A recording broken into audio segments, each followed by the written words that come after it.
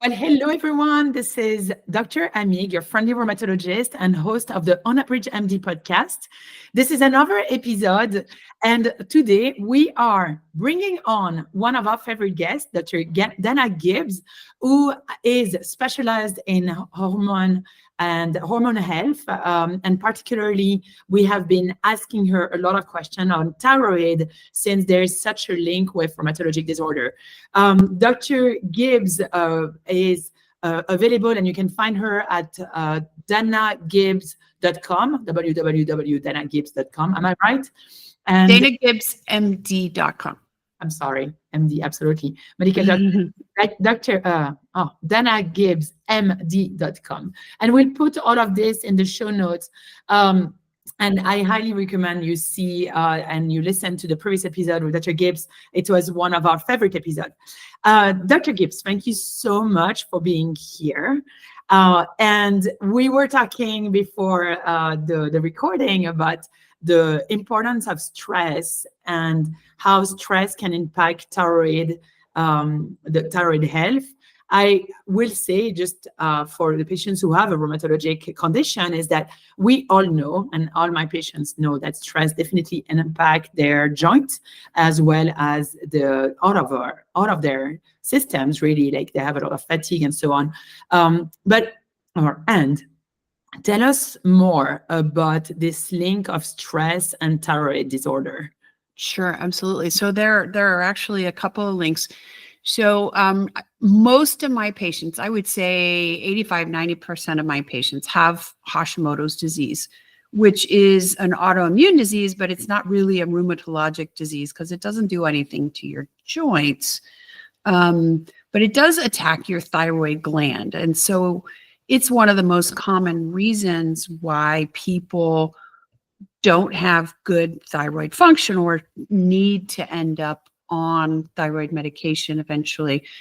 But there are lots of other reasons. And interestingly to me, one of the reasons is chronic stress, because in your body, your stress hormones are controlled by your brain, your hypothalamus, your pituitary gland, which are the same control organs that control the secretion of thyroid.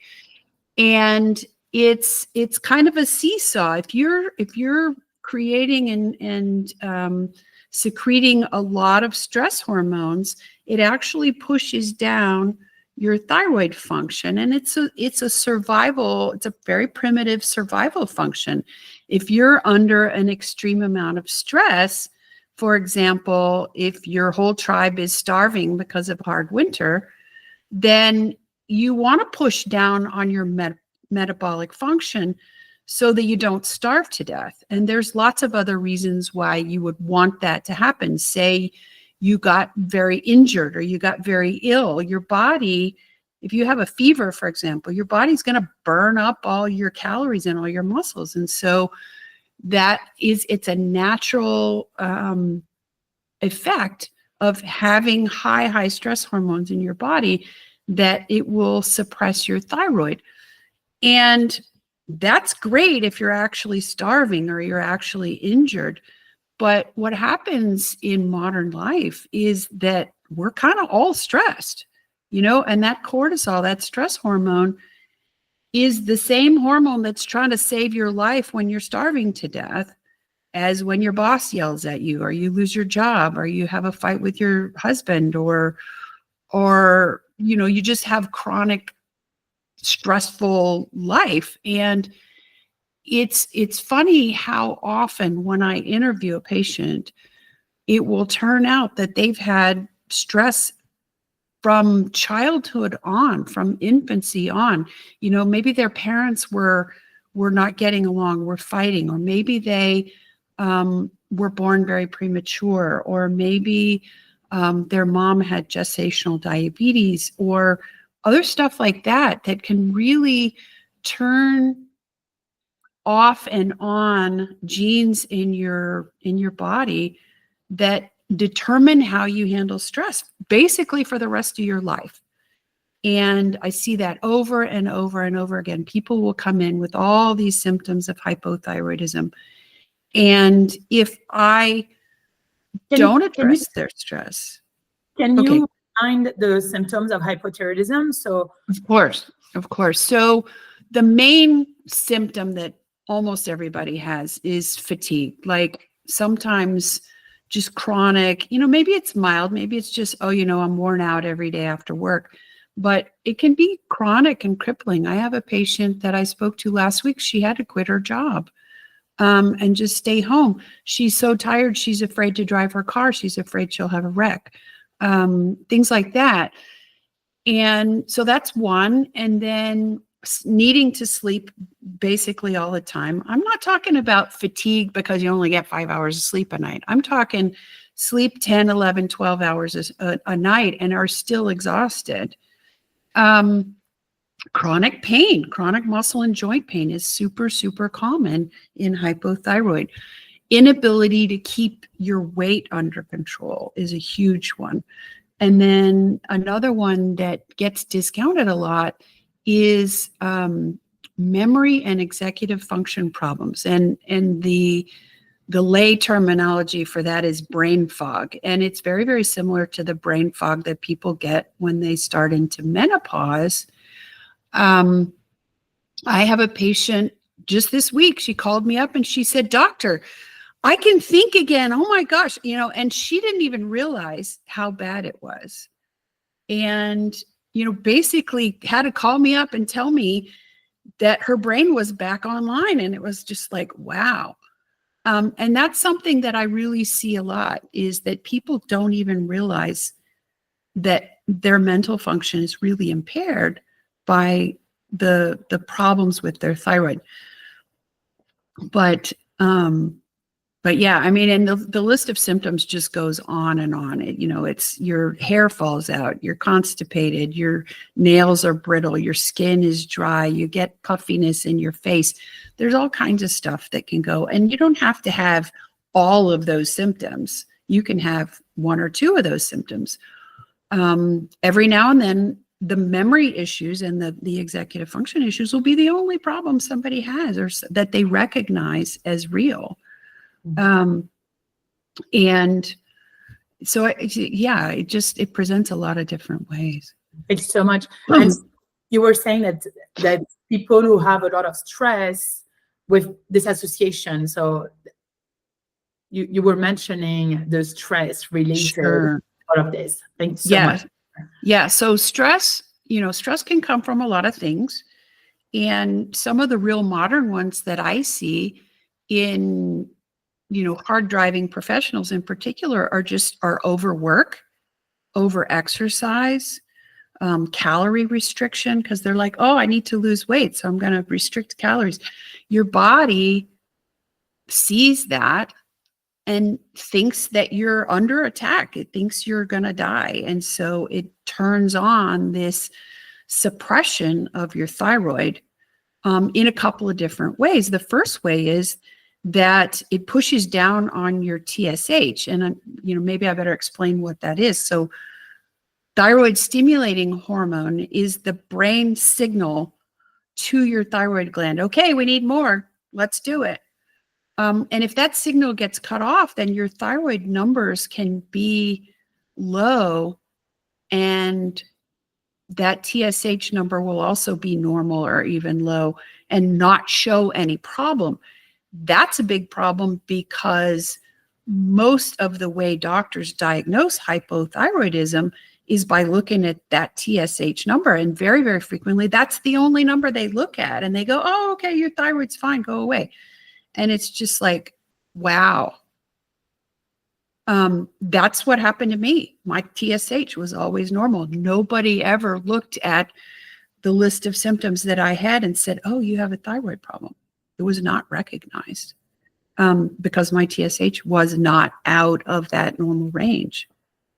And so, I have a question for you. Do you think that stress can cause an abnormal thyroid function? Yet, as you mentioned, the TSH is the signal of the brain to the thyroid, but really the work comes from the thyroid. So if the thyroid is working, it doesn't actually matter that the TSH is right or not right. Like, the thyroid is what's in the neck, right? Yeah. So do you think that stress can cause a thyroid issue that doesn't necessarily, like, is not necessarily picked up by the TSH? Is that what you're... That's exactly what I'm saying.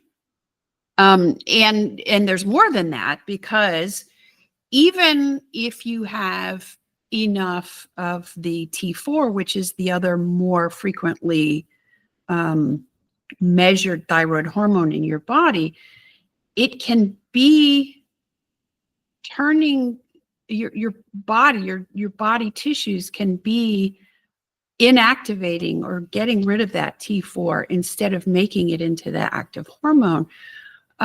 Because there's a, once again, there's a balance with the body enzymes that activate the thyroid hormone or inactivate the thyroid hormone. And so what I measure in people's blood is something called reverse T3, which, if you have a lot of reverse T3, then even if your thyroid hormone levels look like they're okay, it's not getting to do its job because it's being blocked by this reverse T3. And so I spend a lot of time educating people on that. And I think you need to educate us and me. Okay. And so this is, I think that that's really interesting, right? I'm a rheumatologist. I was pretty good in endocrinology, yet I really can say, yeah, there's a lot of things that I do not know. And so that's why, I will check the TSH. Sometimes I check the T4 and the T3. But the truth is that I don't know as much as someone like you know. So yeah, if you educate us, I think that that's super, super helpful for our patients. Sure. Well, so the process that I go through, so when I see a patient and they say to me, I have this list of symptoms, and then I get their history and I see, okay, you've got this incredible amount of stress going on in your life, or maybe it looks like a normal amount of stress to me, but you're just not handling it all that well. Then the first thing I do is I look at the stress system, which is the adrenal glands in particular. And there's a particular supplement that I use a lot, and it's called an adrenal glandular, because we don't get the right nutrients to keep our adrenal glands healthy a lot of the time. And so especially if you are just stress, so you're banging out cortisol over and over and over and over and over and over, you basically run your adrenal gland out of raw materials. And so adding this glandular a lot of times will really help people perk up and feel like, wow, I have a little bit more energy. And if we do that and their thyroid symptoms remain and don't resolve, then I know, okay, we've got to take care of both of these things. And most people who come in, they think initially, okay, this is a thyroid problem, but it turns out it's kind of both. And so then I will measure this reverse T3 that I was talking about. I compare it with total T3, and I get a ratio. And that ratio, it's like the total T3 is the top number, the reverse T3 is the bottom number. And you just do simple division, and it'll give you a number. And thyroid hormone comes out of your thyroid gland at a 10-to-1 ratio of total T3 to reverse T3. And so if that number, if that ratio is lower than 10, then that person is inactivating their thyroid hormone. And if their number is higher than 10, then they're activating their thyroid hormone. Their thyroid is relatively healthy as long as those other numbers are normal. Now, if your ratio can be fine, and if you have almost no thyroid hormone on the free numbers, then you've also got a problem. But I use that ratio a lot to determine, okay, is this person inactivating their thyroid hormone? And if they are, then the way I treat them is very carefully to replace T3, which is the active thyroid hormone. So that's, in a nutshell, that's kind of what I do. But I spend a lot of time on the stress part of things also, because, it's one thing to give somebody a supplement and say, okay, here, go. It's another thing to teach them, okay, here's how you do box breathing. Here's how you lower your activation. Here's how you lower your anxiety. Here's how you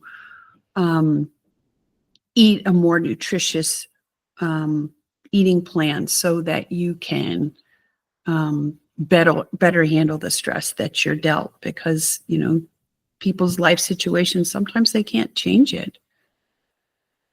Sometimes it is what it is. That's really, really interesting. So what I'm hearing is that so I think that there's so many gems here. Oh my gosh. It's such a big topic. Yeah. It's hard. Yeah. One is that stress can definitely impact your thyroid hormone and hormones that we cannot necessarily pick up that there is thyroid issues by just doing the regular tests that are being done in clinical practice outside of specialized hormone therapists, such as like you, who are particularly interested in thyroid health. Yes.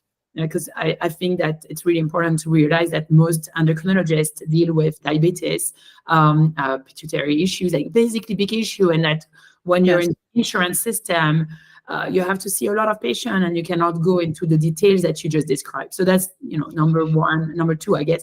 And then number three is that there are ways to treat your thyroid that are both medical and also that uses techniques such as breathing boxing, box breathing. Yeah. The French in me is putting it on the other side.